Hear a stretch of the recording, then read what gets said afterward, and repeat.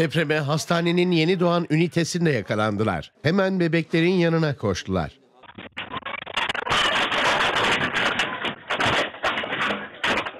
Onlar iyi mi, nasıl, hani herhangi bir müdahaleye ihtiyaçları var mı gibisinden kontrol etmek istedik. İstanbul Başakşehir'de bulunan Çam ve Sakura Şehir Hastanesi'nin yeni doğan yoğun bakım servisinde deprem anında yaşananlar kameraya yansıdı.